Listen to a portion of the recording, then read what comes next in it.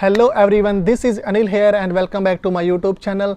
So today I'm going to discuss about how to pass the age care interview. So मुझे काफ़ी queries आई थी इसके regarding कि question answer बता दो, क्या क्या क्वेश्चन आते हैं. सॉरी फॉर दैट कि मैं सिंगल पर्सन को नहीं बता सकता कि क्या क्या क्वेश्चन आंसर होते हैं. Then I have decided to make a video how you guys can attend an interview and what question they will ask you and how you guys can answer the that questions. So start करते हैं video को and without wasting of time. But start करने से पहले अगर आपने मेरे channel को सब्सक्राइब नहीं किया so please like share and subscribe my channel. Like इसमें 2-3 सिनेरियोज होते हैं कि आप एज ए फ्रेशर अप्लाई कर रहे हो या आपने कहीं पे जॉब किया. लाइक आप इंडिया से नर्स हो, पाकिस्तान से नर्स हो, बट आपको यहाँ का नहीं पता कि एक्चुअल में क्या सिनेरियो है एज केयर का. तो ये जो वीडियो आपके सारे डाउट्स हैं वो क्लियर कर देगी. तो स्टार्ट करते हैं. सबसे पहले आपको क्या एज केयर में अप्लाई करना होता है. जब आप अप्लाई करते हो उसमें एक शॉर्ट लिस्टेड आती है. उसमें लाइक जो कैंडिडेट होते हैं वो सिलेक्ट होते हैं, वो उनको क्या है एक इंटरव्यू के लिए मेल करते हैं या कॉल करते हैं, जो भी आपका इंटरव्यू कंडक्ट होता है. देन उस दिन आपको वहाँ पे जाना होता है इंटरव्यू के लिए और वो फेस टू फेस होता है, ऑनलाइन नहीं होता. फेस टू फेस ही आपको ये देना पड़ेगा. देन आफ्टर आपका एक single person, it depends on age care कि मोस्टली जो इंटरव्यूज़ होते हैं वो जो फैसिलिटी का मैनेजर होता है, रेजिडेंशियल मैनेजर या उसके अलावा क्लिनिकल मैनेजर, वो इंटरव्यू लेते हैं आपका. वंस 1 से 2 पर्सन आपका इंटरव्यू मोस्टली लेते हैं. तो बात करते हैं सबसे पहले वो आपका लाइक पर्सनल पूछेंगे बायोडाटा कि आपके बारे में बताओ कि आप कहाँ से हो, आपका नाम क्या है, सब कुछ. ये मेक श्योर कि आपको कॉन्फिडेंट होना है. आपको ये नहीं है कि हाँ मैं अगर फ्रेशर भी हूँ, अगर आप फ्रेशर भी अप्लाई कर रहे हो तो भी आपको कॉन्फिडेंशियल रहना है. ये नहीं है कि हाँ मुझे नहीं आएगा, मैं नहीं कर पाऊँगा, ये जो वो, ऐसा कुछ नहीं होता. उनको भी पता होता है, उनको सब पता होता है कि ये फ्रेशर है, उनको आपके बातों से ही पता चल जाएगा, बट स्टिल आपको कॉन्फिडेंट रहना है. सो देन आफ्टर वो आपसे ये आपका पर्सनल इन्फॉर्मेशन लेके देन आफ्टर उसके बाद वो प्रोसीड करेंगे कि आपने एज केयर में क्यों अप्लाई किया है. तो आपको उसको क्या इलोबरेट करना होता है कि आप एज केयर में क्यों जॉब करना चाहते हैं. तो देखिए अगर आप अपना बैकग्राउंड आपका है नर्सिंग से रिलेटेड है, हेल्थ केयर से रिलेटेड है, तो आप बोल सकते हो कि मैं हेल्थ केयर से रिलेट हूँ like from 2013, 10 what ever. And उसके बाद मैं सर्व करना चाहता हूँ, लाइक अपनी ड्यूटीज़ हैं वो कंटिन्यू करना चाहता हूँ. तो मैंने यहाँ पे लाइक वे फाइंड आउट किया कि मैं कैसे यहाँ पे सर्व कर सकता हूँ. देन मुझे पता चला कि आप एज केयर में जॉब कर सकते हो और अपनी जो सर्विसेज हैं वो कम्युनिटी में प्रोवाइड करवा सकते हो. एंड देन आफ्टर उसके बाद आप बोल सकते हो कि I like to work in social services, I like to work in age care. ये मेरा पर्सनल इंटरेस्ट है कि मैं लोगों के साथ मिलूं, उनके साथ काम करूं, कम्युनिटी में अपना जो योगदान है वो दूं. तो ऐसे 2-3 बातों को आप बोल के उनको घुमा के कि आप उनको आंसर दे सकते हो. मेन आपको कॉन्फिडेंट रहना. ये नहीं है कि हाँ उसने क्वेश्चन पूछा और आप चुप ही रह गए. चुप नहीं रहना, आंसर दे दो. जो आपको लगता है कि हाँ ये अच्छा होगा, ये मेरे लिए ठीक है, तो आप उसको क्या आंसर दे दो. देन आफ्टर वो आपसे बात करेंगे.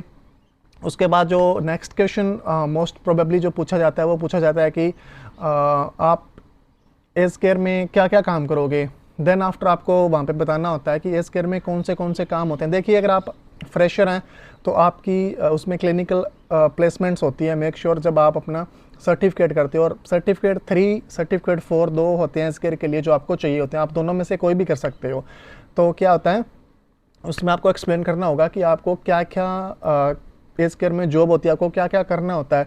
देन आप उसको 4-5 बातें, आपको पूरा डिटेल में नहीं जाना होता, 4-5 बातें आप क्या उनको बोल सकते हो. लाइक आप उनको बोल सकते हो कि रेजिडेंट्स की हेल्प करनी है, उनको बात करवाना होता है, उनको फीड करवाना होता है, उनको मोबिलिटी है उसमें हेल्प करवाना होता है. देन आफ्टर बोल सकते हो कि हमारा जो डॉक्यूमेंटेशंस है, लाइक जो भी अपना पेशेंट बोलो, रेजिडेंट बोलो, उनका जो डॉक्यूमेंटेशन है वो आपको मेंटेन करना होता है, उनका हिस्ट्री मेंटेन करना होता है. देन आफ्टर आप बोल सकते हो कि हमें एक like team work, as a team work काम करना होता है एज केयर में. कोई भी अगर रेजिडेंट है उसको कोई भी चीज़ चाहिए होती है तो हमें उस चीज़ को प्रोवाइड करवाना होता है. लाइक रेजिडेंट के कंफर्टनेस को अपने क्या है ध्यान में रखना होता है कि उनको कंफर्ट रखना है. दैट्स वाई वो आपको क्या हायर करते हैं कि आप जो अपनी रिस्पॉन्सिबिलिटी है वो अच्छे से निभाओ एज केयर में. और जो भी एज केयर में आपको लाइक जो रेजिडेंट आपको बोलते हैं, जो करते हैं, आपको वो जॉब करनी होती है। उनको फीडिंग करना, असिस्ट करना, अगर कोई बेड असिस्ट है, लाइक कोई चल फिर नहीं सकता तो उसको बेड पे असिस्ट करना है, तो ये सब बातें आप क्या उनको बोल सकते हो, और यही बोलनी होती है। ये एक लाइक नॉर्मल आंसर्स होते हैं। देन आफ्टर वो आपसे पूछते हैं कि जब आप लाइक एज केयर में काम करते हो तो कौन सी चीज़ें हैं जो आपको लाइक एज केयर में काम करने से रोक सकती है, या आप टीम वर्क कर सकते हो कि नहीं कर सकते हो। वहाँ पे ये मत बोलना कि मैं टीम वर्क नहीं कर सकता या मैं सेल्फ डिपेंड हूँ, ये जो वो, ये कुछ नहीं बोलना। वहाँ पे हमेशा यही बोलना होता है कि मैं टीम वर्क करना चाहता हूँ। मैं ऑलवेज़ मेरा यही होता है कि मैं दूसरों के साथ कम्युनिकेट करूँ, कि जिन्होंने मेरे से पहले से ज्वाइन किया हुआ है मैं उनके साथ कोलैबोरेट करके उनसे लाइक एडवाइस लेके क्या है अपना काम करूँगा। बिकॉज मुझे अगर रेजिडेंट न्यू होंगे, मुझे एज केयर के बारे में पता नहीं होगा, तो ये सब चीज़ें क्या है आपको ध्यान में रखनी होती है। देन आफ्टर वो आपको बोलते हैं कि अगर कोई भी चीज़ होती है, कोई आपका कलीग है वो कुछ गलत कर रहा है, या आपको कुछ ऐसी चीज़ होती है आपको कुछ गलत दिख रही है, तो आप क्या करोगे। देन आप स्टिकली ये बोलना होता है आपको कि मेरे जो आरन होती है, और आरन आपके ऊपर होता है, तो आरन को आपको इन्फॉर्म करना होता है। आरन को आप क्या इमीडिएटली इन्फॉर्म करोगे, ये नहीं है कि हाँ मैं बाद में इन्फॉर्म कर दूंगा। ऑस्ट्रेलिया में ये नहीं चलता, आपको इमीडिएटली इन्फॉर्म करना होता है। चाहे आप कुछ भी कर रहे हो, इमीडिएटली इन्फॉर्म करो। आपके अगर आरन है तो आरन को करो, अगर आरन नहीं है तो मैनेजर को करो, अदरवाइज सुपरवाइजर को करो, आपको इन्फॉर्म करना होता है। देन आफ्टर सबसे बड़ा क्वेश्चन होता है वो होता है कि अगर कोई रेजिडेंट है वो फॉल हो गया तो आप क्या करोगे। देखिए यहाँ पे बहुत सिनेरियो डिफरेंट है। अपने इंडिया पाकिस्तान में ये होता है कि अगर कोई बंदा कोई गिर गया सड़क पे या कहीं पे भी गिर गया तो अपने उसको उठा लेते हैं ना। यहाँ पे ऐसा नहीं करना है। अगर कोई भी रेजिडेंट फॉल होता है, कहीं पे भी फॉल होता है, अगर उसको कुछ भी हुआ है, चाहे उसको फ्रैक्चर आया है, चाहे उसको ब्लीडिंग हो रही है, चाहे कितनी सीवियर ब्लीडिंग हो रही हो, आपको उसको हाथ तक नहीं लगाना। आप जस्ट उसको एक लाइक पिलो दे सकते हो, एंड देन आफ्टर आपको कुछ नहीं करना। जस्ट आपको इमीडिएटली आपको इन्फॉर्म करना होता है आरएन को, रजिस्टर्ड नर्स को। वहाँ पे बजर होते हैं, इमरजेंसी बजर, वो आपको प्रेस करना होता है और आपको आरएन को इमीडिएटली इन्फॉर्म करना होता है। आरएन आएगा, उसके बाद वो चेक करेगा असेसमेंट। जब आपको वो परमिशन दे दे कि हाँ आप इसको असिस्ट कर सकते हो या आप इसको बेड पे डाल सकते हो, देन आप उसके बाद अपना जो भी काम है करोगे। अगर कोई ऐसा हुआ कि कोई फॉल हुआ और आपने खुद से कुछ कर दिया तो आपके ऊपर बात आ जाएगी और आप पे एलिगेशन लग जाएंगे और आपका फ्यूचर है वो टोटली खतरे में आएगा। तो ऐसा कुछ नहीं करना। अगर आप कोई किसी को असिस्ट भी कर रहे हो, अगर वो फॉल हो भी रहा है तो उसको फॉल होने दो, आप उसको असिस्ट नहीं करोगे। अगर आप उसको असिस्ट करोगे कि हाँ मैं पकड़ लेता हूँ पीछे से, तो वो क्या होगा, आपकी बैक हर्ट होगी। तो आप ऐसा भी नहीं कर सकते। तो ये सारी चीज़ें हैं वो ध्यान में रखनी होती है। इसके बाद में लाइक नॉर्मल क्वेश्चंस होते हैं कि कौन सी शिफ्ट आपको करनी है, और लाइक एज ए स्टूडेंट आप बोल देते हो कि मुझे नाइट शिफ्ट करना है, तो उसका भी रीज़न दे सकते हो कि मुझे मेरा कॉलेज होता है, मेरे असाइनमेंट्स होते हैं, तो उसके लिए मुझे नाइट शिफ्ट चाहिए।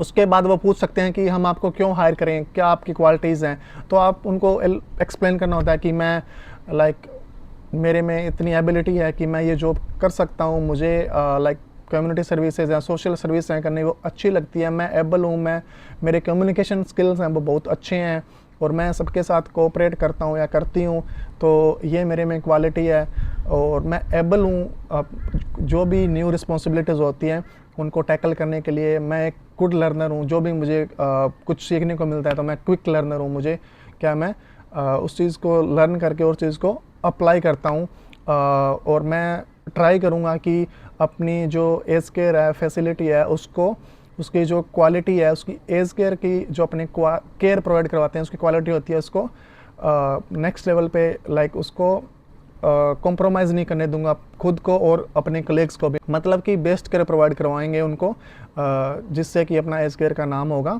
और ये सब चीज़ें कि आपसे वो पूछी जाती है एज केयर में। सो नॉर्मली ये आपसे 4-5 क्वेश्चन ही पूछे जाते हैं जो कि आपको आंसर करने होते हैं एज केयर में जब आप अप्लाई करते हो। तो हेजिटेट नहीं होना, जस्ट कॉन्फिडेंशियल होना है कि उनको लाइक बता दो कि हाँ ठीक है, ये है, मेरे में एबिलिटी है, मेरे पास सर्टिफिकेट 3 है। अगर आपके पास एक्सपीरियंस है तो बोल दो मेरे पास एक्सपीरियंस है, इतना इतना एक्सपीरियंस है मेरे पास, और ये मैंने यहाँ पे जॉब किया है। तो आप उनको क्या ये एक्सप्लेन कर सकते हो। ये सब आपसे क्या है वो क्वेश्चन पूछे जाते हैं। तो उम्मीद करता हूँ कि इस वीडियो से आपकी काफ़ी हेल्प होगी। And still if you guys have any doubt please feel free to contact me.